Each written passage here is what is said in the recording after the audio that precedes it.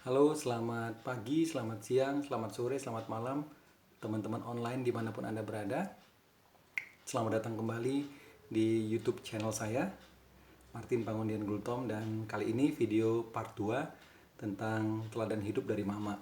Kalau dilihat di part 1, saya sudah menceritakan hal-hal apa yang saya lihat dari Mama saya, yang kemudian saya sering terapkan dalam hidup saya dalam hal memberi.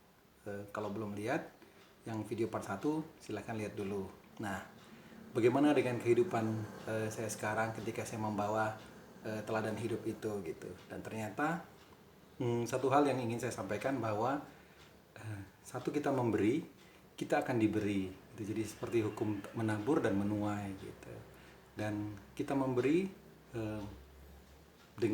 bukan dengan kelebihan kita, tapi dengan apa adanya dan dengan dasar kasih, maka cepet banget dapat balasannya gitu. Dan juga kita memberi itu jangan sampai kita dimanfaatkan juga, karena seringkali ada aja, mungkin kalian juga mengalami, ada saja orang yang tahu tuh biasanya kalau dengan dia kita suka diberi segala macam, sehingga mereka mendramatisir sebuah kejadian supaya kita tolong, kita berikan uang ataupun barang ataupun apa. Dan yang terjadi adalah hal itu tidak menjadi berkah atau berkat buat dia, tetapi buat kita menjadi berkat gitu. Dan saya selalu melihat situasi gitu.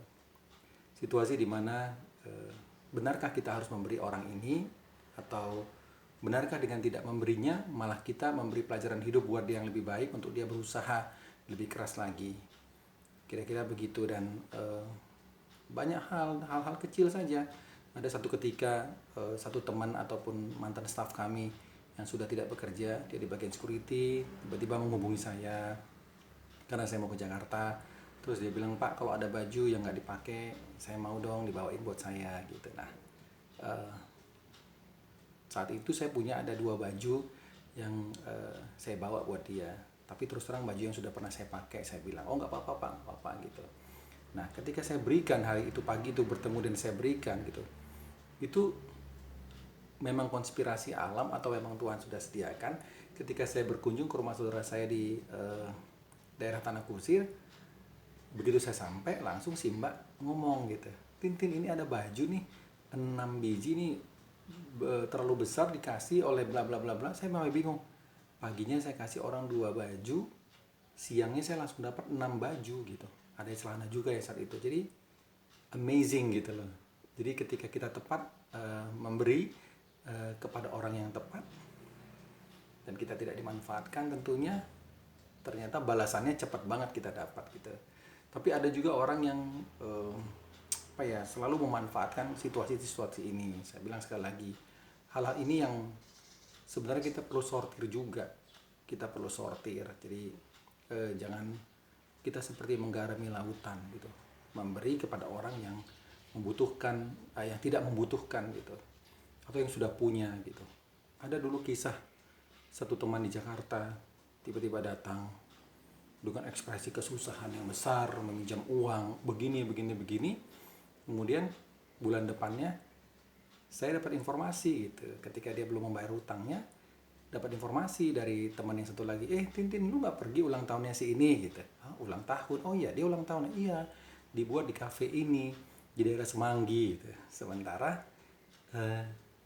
bulan sebelumnya dia tuh begitu memelasnya meminjam uang dari kita. Jadi hal-hal seperti itu yang perlu kita hindari gitu ya. Mungkin kita perlu menelaah juga, perlukah memang kita bantu orang itu atau tidak. Dan lebih baik juga kita kadang-kadang memberi dengan tidak mengembar-gembor. Kita beri aja gitu.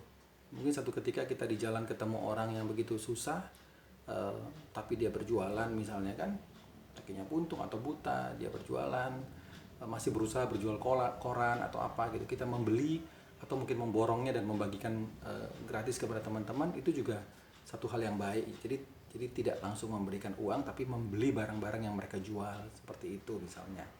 Dan ya banyak sekali teladan-teladan yang saya dapatkan dari mama saya dulu. saya bawa dalam kehidupan saya, dan thanks God berbuah gitu. Dan satu hal yang saya teringat ketika Ramadan menjelang Lebaran tahun lalu, bahwa ketika saya masih di Belitung, saya begitu mengasihi staf-staf saya yang daily worker, yang bekerja dibayar harian, dan saat itu kami masih bisa memberikan THR buat mereka, juga bingkisan. Namun tahun ini sepertinya memang cukup sulit buat perusahaan dan buat mereka, di mana mereka sudah dirumahkan saya dengar. Dan pesan saya buat teman-teman semua di sana di Belitung, tetap semangat, tetaplah istilahnya bersyukur dan bekerja keras apapun keadaannya, bahwa nanti hari kemenangan Idul Fitri adalah hari kemenangan yang patut kita rayakan bagaimanapun keadaan kita. Dan bersyukur adalah kunci berkah selanjutnya. Jadi jangan ketika kita mendapatkan saja kita bersyukur, tapi ketika kita pun tidak mendapatkan, kita tetap bersyukur. Dan selamat menjalankan ibadah puasa buat teman-teman semua dimanapun berada. Bersabarlah dan yakinlah bahwa badai COVID-19 ini akan segera berlalu. Terima kasih. Itu dulu sharing-sharing saya di part 2 teladan hidup dari Mama. Sampai jumpa di video berikutnya. Terima kasih.